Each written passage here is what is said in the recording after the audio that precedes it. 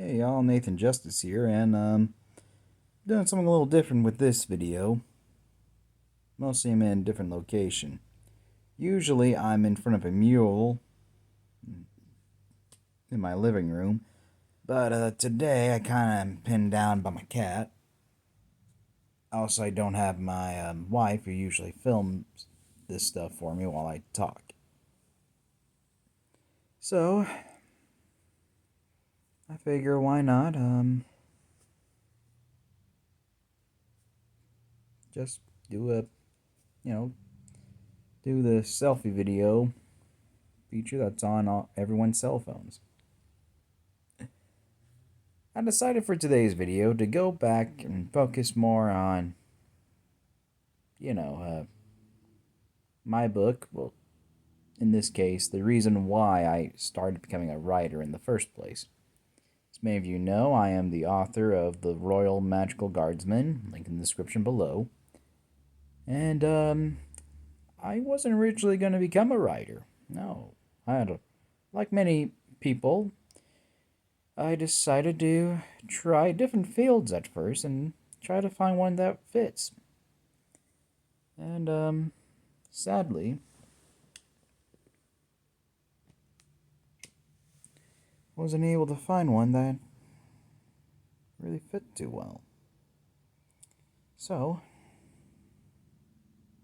when I was working a job, I just decided to become a writer. And, well, I picked fantasy because, well, there's lots of reasons. First and foremost, I just have a giant active imagination. Growing up, I often had, imaginary people around. I was always thinking of like some crazy monsters to fight or, saving people using magic or having Pokemon with me or Digimon. And sometimes even using my Yu-Gi-Oh cards, doing that sort of deal. Sometimes with friends, sometimes by myself.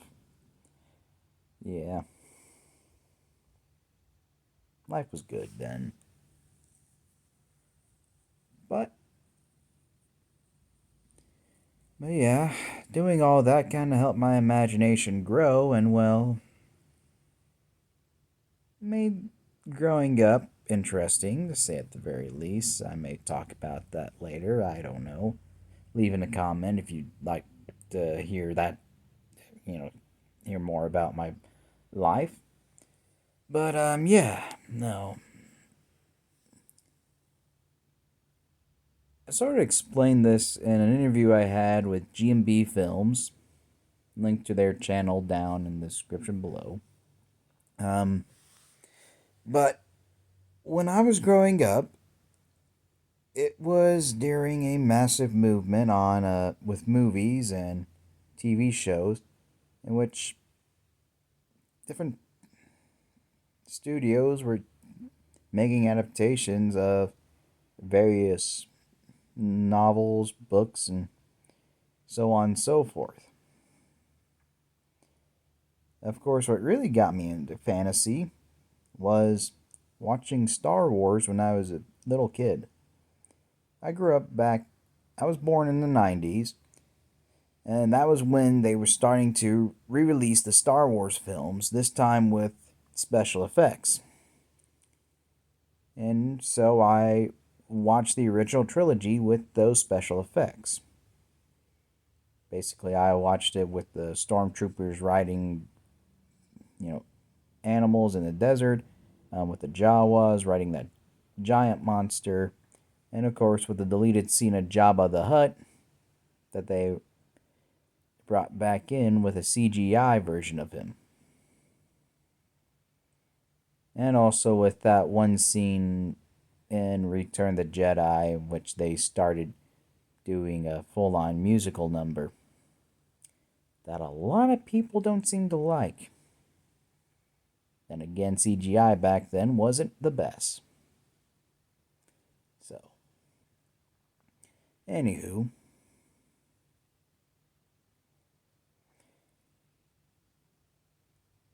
so yeah, Star Wars was a big thing, and of course, Being born in the mid 90s and growing up in the early 2000s, there was a trilogy that came out known as the Star Wars prequel trilogies. Now, a lot of people, those movies are very decisive amongst the Star Wars community. Not as bad as the sequels, though, but still pretty decisive. But for a kid, I thought those were the greatest movies on the planet. Mostly because they had the best toys. I had the best Star Wars toys growing up. I had lightsabers, blasters, all those figures and ships. It was great. I am missing so many pieces. I wish I took better care of those. Man alive, it would have been awesome to have some of those still because they're worth a lot of money. I'm so angry at myself. But, anyways. Yeah, but alongside those came out another trilogy and another set of movies. The other trilogy that is on the same level as Star Wars now is, of course, The Lord of the Rings. Peter Jackson brought The Lord of the Rings. J.R.R. Tolkien's arguably the king of fantasy, or modern day fantasy, I should say. He brought, excuse me, he brought, oh, woke the cat up. Anyways, he brought The Lord of the Rings onto the big screen. Now, at the time, I wasn't really allowed to see those until after my dad went and saw them.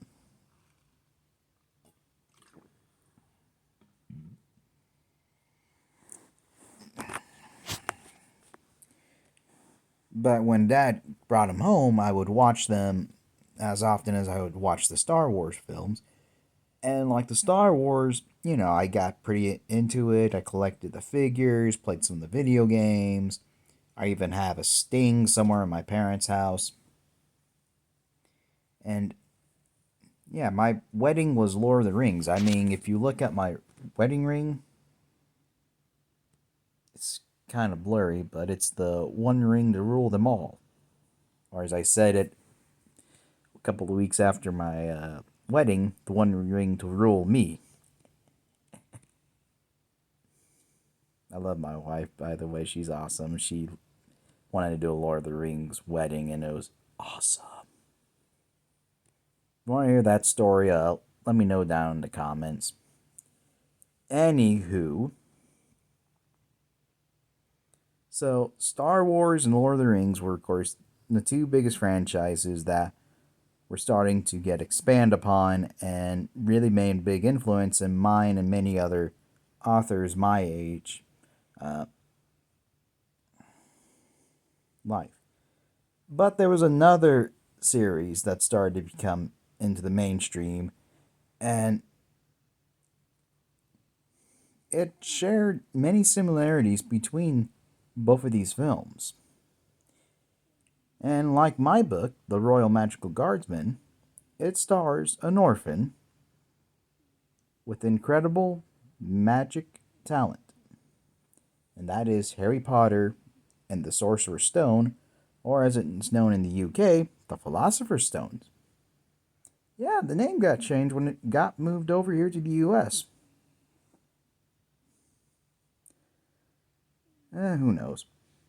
Anyways, so the Harry Potter series came in and, well, basically made my generation believe that our world could have magic in it. It brought magic to our world, and it also gave, wizards and witches a political system, a bureaucratic system, which is odd in retrospect, but hey, there has to be some rules to help, keep order and balance. I didn't collect many toys and figures from Harry Potter, but I did read the books. Took me a little while to actually get on that level because I had learning disabilities. I'll make a video about that one of these days, maybe. I don't know. Anywho.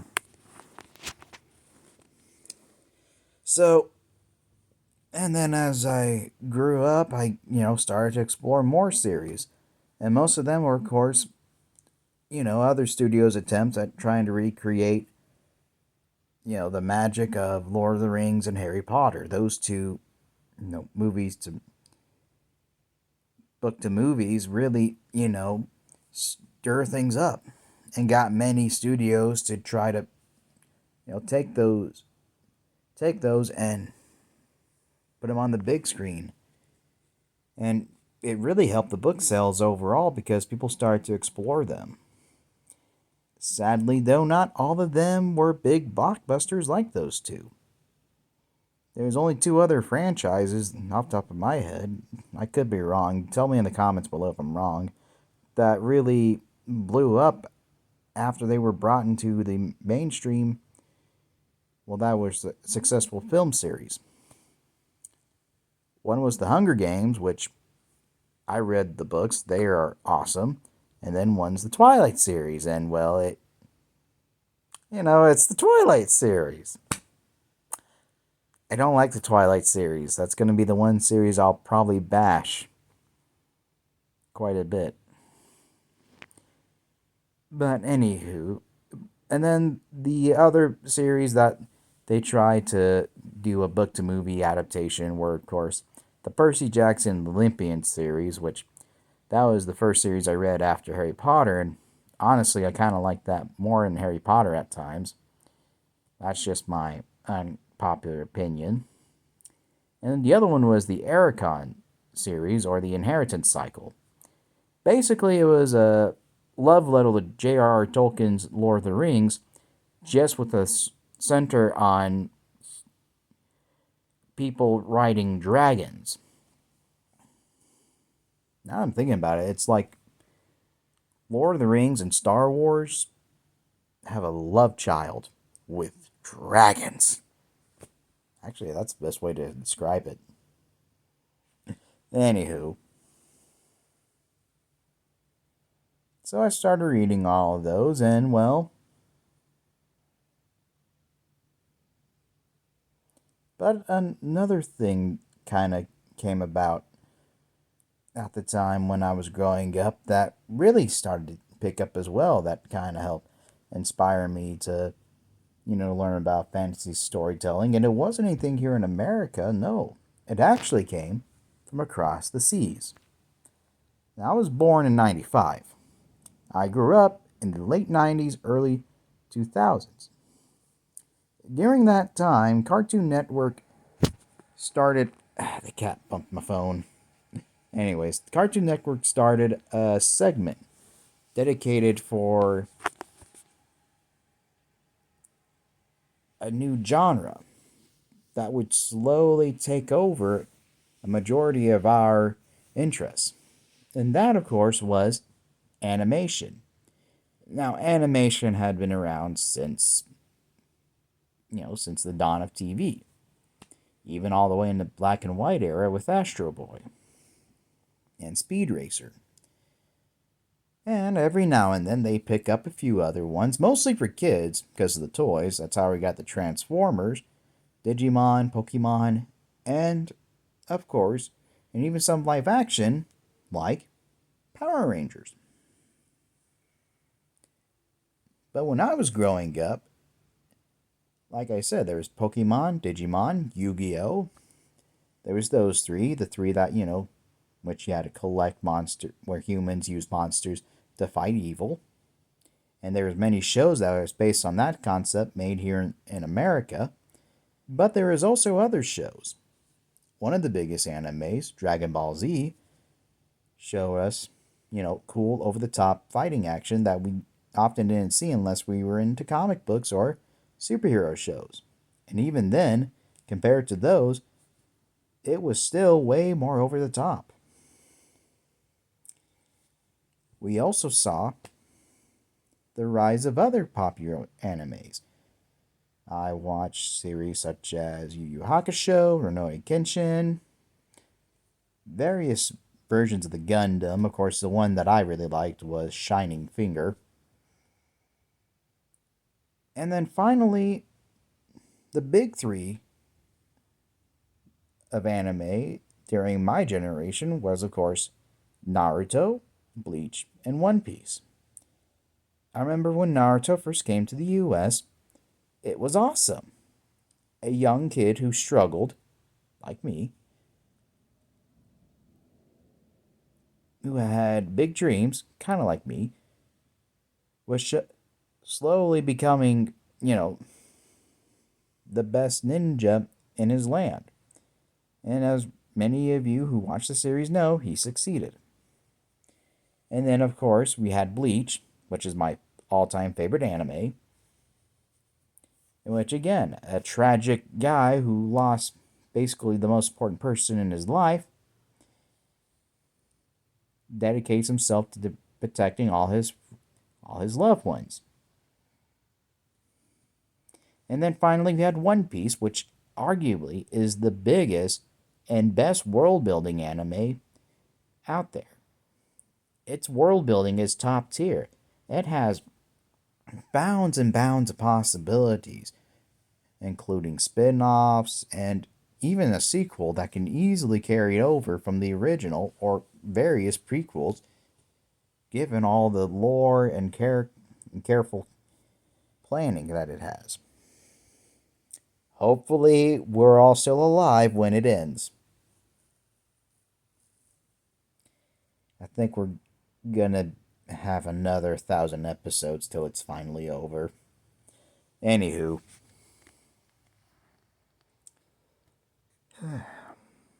But yeah.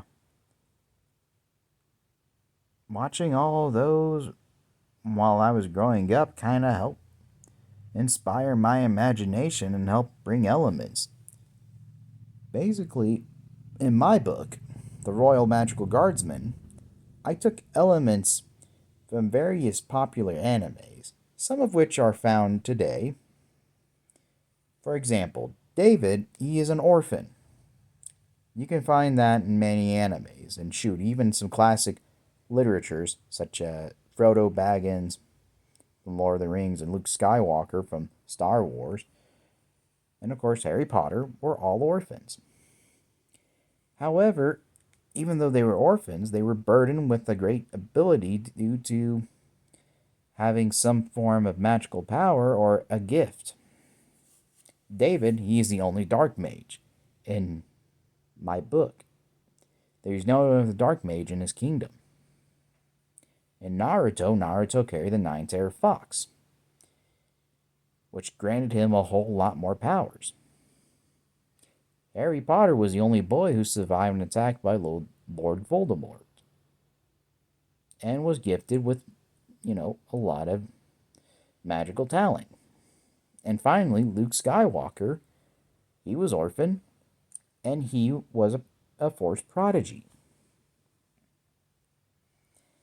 And then eventually, all of them had a mentor in the forms of Obi-Wan, Dumbledore, Gandalf, or in Naruto's case, Kakashi and Jiraiya. Goku had Master Roshi, Kami, and of course King Kai, just to name a few. And my character, David, he has his adopted brother, James, who's now his general, and of course, his squad. And then as they go through their journey, they learn that, hey, there's other forms of family besides blood, and wanting to protect them because of that. So yeah, this is going to be a lot longer video than I thought, but that's pretty much what kind of helped inspire me to be a writer, was growing up in a time in which all these great stories were, starting to become popular and mainstream. And not just here in the US, but also across from Japan. And many writers are often inspired by these sort of things. I mean, there are countless mythologies that many fantasy writers look into. Tolkien, for example, took elements of Norse mythology and Christianity for his. And of course, Percy Jackson and the Olympians, that's all Greek. And later, Heroes of Olympus, he even explored their Roman counterparts. Some of Harry Potter's ideologies and all that comes from various mythologies such as Greek, Norse. They have goblins, mountain trolls, centaurs, giants. All of those are found in various English mythologies. And not to mention some of the beasts and the fantastic beasts can also be traced back to various monsters from around the world. So writers often take elements from all of those and mix them up to create something unique. And so that's what I wanted to do. I took my love of anime, classic fantasies, and some little bit of modern storytelling here and there, and I combined them all to create the Royal Magical Guardsman. So yeah, well, that's the end of that. I hope y'all enjoyed this video. If you stayed on long enough to watch it, thank you. Please like, share, and subscribe. I'm going to try to post more videos more often, at least try to get into a good routine. It's been hard lately with the work schedule, but hopefully I'll have more time to make more videos. I may do a Peter Pan and Wendy review later. Hopefully it'll be better than my Dungeons and Dragons review. Other than that, I don't really have anything else planned. If you're watching this before May 13th, excuse me, I plan to be out at the Strawberry Festival in Benton, Missouri, at the old Deport Orchards. For any of the locals out there watching, feel free to stop by and grab a copy of my book. I'll also be there with my wife selling some of her knickknacks, and my other family members will be out there selling various things as well. It's more of a craft show, but I'm going to try to sneak some books. Shh, don't tell anyone. Anyways, follow me on TikTok and Facebook. I'm going to leave links to those down in the description below. And yeah, if there's anything you guys would want to, watch later, like, how the magic of, if Twilight's in works, or if, more about my personal life, feel free to leave it in the comment section below. I do need ideas for these videos. That's another reason why I've been struggling getting them, is just coming up with ideas. And yeah. Thanks for watching. Please like, share, and subscribe. And till next time, peace.